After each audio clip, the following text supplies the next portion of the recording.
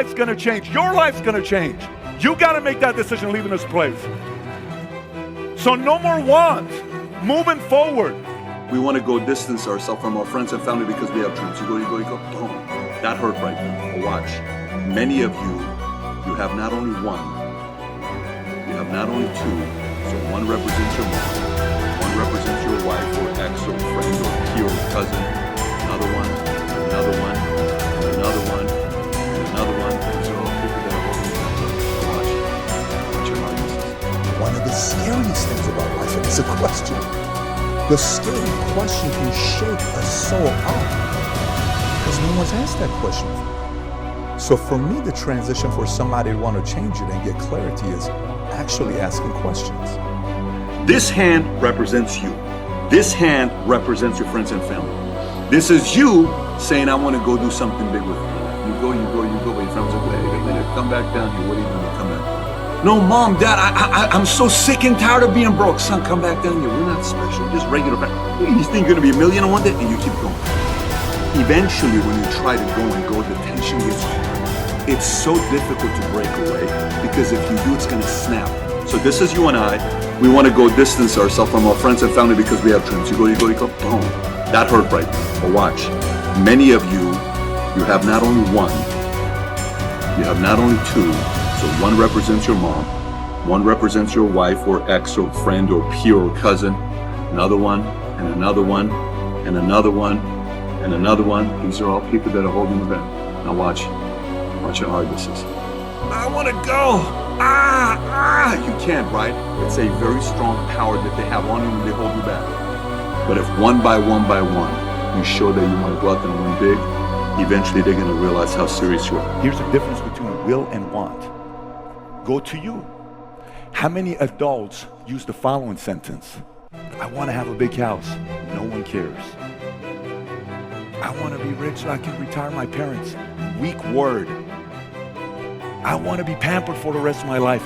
No one cares. I want a nice car. Who cares? I want to have a house in the corner lot. Want has zero weight behind it. Starts with the same letter, same amount of words, 4 letters, same amount of letters, 4. One has power, the other has no power. 2001 would make me how old? 22 years old. I'm broke. You have no idea how broke I am. The camera goes on me, and here's what this crazy 21, 22-year-old kid says, if you can play this video. Mark my words, by the year, by the time this year is over, next year is coming, we'll get at least 6 figure or more, and anybody that comes from my team will get close to 6 figures or more. 22 years old, I said that, right? Do you know when I walked away, what happened after I said that? I lost everything. That's what's crazy. I'm sitting there, I'm going through all this stuff. My friends invite me to this club in Burbank, and my friend Armin, he comes up to me. He says, hey, where's the 6 figures? Where's the millions, Pat? All the friends are looking at me. It's a joke. There's the dreamer. Where's the millions, Pat? Where's the millions, Pat? That's why you're afraid to say, I will. I read a quote the other day by Denzel. Your own family will talk shit about you when you're in the process of breaking all the generational curses. This ain't for the weak. This ain't for the weak. Some of you guys got some generational curses that you haven't broken yet. Let's address some of the generational curses. What are some of them? Drugs, gambling, alcohol, weed, abuse, poverty, fear of God, victimhood mentality. Every family has it. But eventually somebody has to change it. So for you, this whole word about will and want, what word are you using? Were you afraid to do the video? Why are you afraid of the video? Because God forbid if you go on social media and you say, mark my word, my family will become financially free, and you post that, and you don't, then you delete it, but your friends and family sees it and they laugh at you. You're afraid of being laughed at. So you play safe. You play safe. You don't want to go to these gatherings. I guarantee you the world's going to know your last name. The world's going to know what you did with his family. And by the way, I didn't say this when I was a millionaire. I said this when I was making $50 a year. It doesn't matter if I say it today. No one cares. What matters is when I said it when I was 22, when I was a nobody. I didn't have a follower on social media. There was no value to me. I didn't have $100 in my account. Nothing at that time. Going back to you. Last night I told you, George put this entire meeting together for who? You. And only you. Yes, say it again. George put this meeting together for me. This is my meeting. My life's gonna change. Your life's gonna change. You gotta make that decision leaving this place. So no more wants. Moving forward.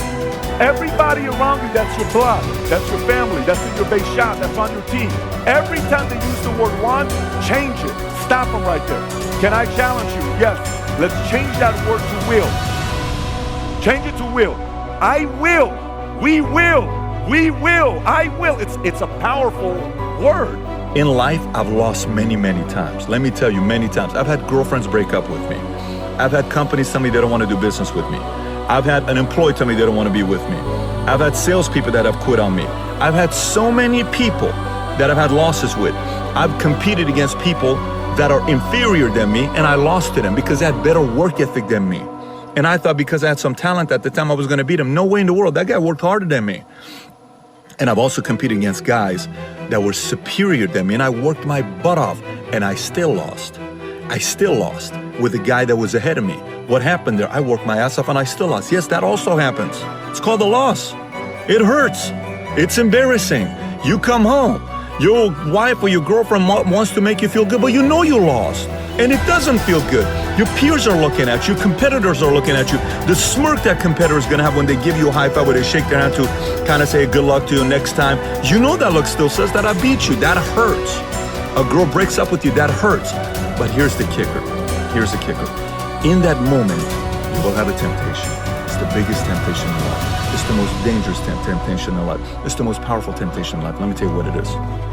In that moment, you will have the choice of either blaming something on the outside or taking full responsibility. That temptation is so subtle, no one knows it. No one knows it. I have led thousands of salespeople that I've worked with, and I've seen some of them keep growing. One guy went from 30 grand a year to 50 grand a year to 100 grand a year to 200, 300, 400, 500, 600, 700, $1 million a year income. Well, they have a lot of drama. Fast in 3 years. What happened to them? They never blamed. They always took responsibility. They never blamed. And I've had people that are 10 times more talented. Every 6 months, they have some kind of a subtle stop. You know why? Because they blame the different circumstances. Well, because of this, because it's this person's fault, that person's fault, this person's fault. Look, in life, it's going to be very easy for you to blame everybody. Very easy for you to blame everybody. But one day you'll sit down and people will say, how come you didn't make it bigger in life? You were very talented. What happened there? You can make up any BS and sell them, because typically people who are good at blaming other people are great salespeople. You can blame everybody else, but there's one person that's going to know that you didn't take responsibility, and that's you. That's a tough one to live with. One of the scariest things about life is a question. The scary question can shake a soul up because no one's asked that question for you. So for me, the transition for somebody to want to change it and get clarity is actually asking questions. If you don't ask the questions of what you want to do next, the world is going to put you in the box on what you have to do next, because they're determining who you need to be. And you are rising up to their expectations because you're not asking the questions yourself. So clarity to me stems from you being able to sit down and ask those tough questions that piss you off, that irritate you, that make you emotional, that you cry over, that you reflect, that makes you want to do research, that makes you follow up, that makes you sit down and say, I don't really know. I've never thought about this before. And that will do. So clarity is stemmed based on, like the way you answered the question to me, Tom, it was amazing. So do you have any kids? No, we made a decision a long time ago, we didn't want to have kids. The way you said it was like very nonchalant. Really, it was so like, yeah, that's what we did. Then I said, so tell me how you processed it. It's very obvious that was a very comfortable, certain decision with a lot of time. Very few people do it. And then you got clarity. And clarity gives confidence. So somebody looks at your eyes and you give the answer. There is no, looking away or uncomfortable or anything. But this is who you are. This is who this is. And that clarity comes from all the conversations you have. I don't think enough people get together. Success secret number 6. Develop a workaholic mentality. All self-made millionaires work hard, hard, hard. They start earlier, they work harder, and they stay later. They develop a reputation for being amongst the hardest working people in their fields, and everybody knows it. Practice the 40-plus formula. This formula says that you work 40 hours per week for survival. Everything over 40 hours is for success. If you only work 40 hours, and the average work week today is closer to 35 hours, all you will ever do is survive. You'll never get ahead. You'll never be a big financial success. You'll never be highly respected and esteemed by your colleagues. You will always be mediocre if you just work the basic 40-hour week. But every hour over 40 is an investment in your future. In fact, you can tell where you're going to be in 5 years by looking at how many hours over 40 you put in every week. The average self-made millionaire in America today works 59 hours per week, and some of them work 70 and 80 hours per week. The average self-made millionaire in America works 6 days per week rather than 5, and works longer days as well. If you want to call a self-made millionaire, phone the office before normal working hours and after normal working hours. The self-made millionaire is usually there when the staff arrives and is still there working when they leave. And here's the key. Work all the time you work. When you work, don't waste time. When you get in early, put your head down and get started immediately. When people want to talk to you, you excuse yourself and say, I have to get back to work. Don't drop off your dry cleaning, phone your friends, socialize with your coworkers, or read the newspaper. Work all the time you work. Resolve today to develop a reputation for being the hardest working person in your company. This will bring you to the attention of people who can help you faster than almost anything else you can do. It's so easy to go and look at what other people do badly.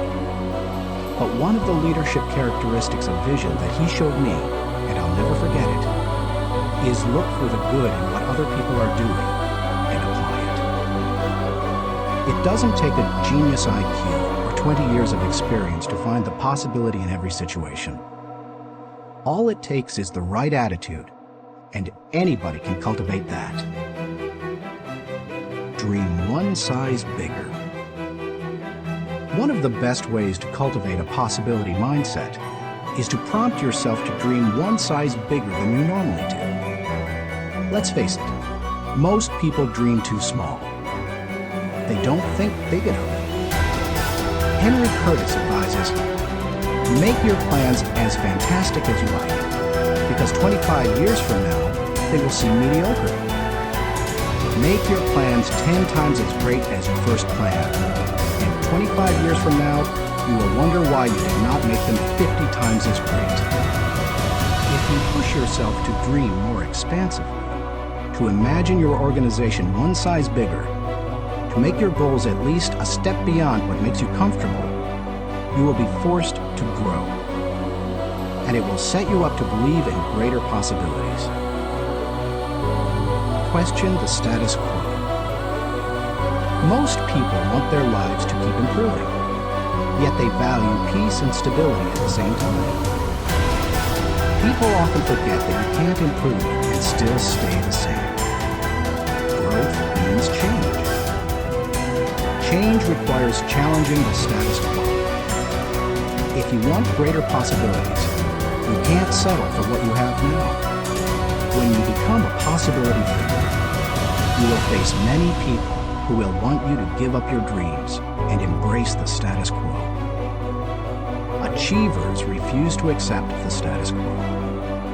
As you begin to explore greater possibilities for yourself, your organization, or your family, and others challenge you for it, take comfort in knowing that right now as you read this, other possibility thinkers across the country and around the world are thinking about curing cancer, developing new energy sources, feeding hungry people, and improving quality of life.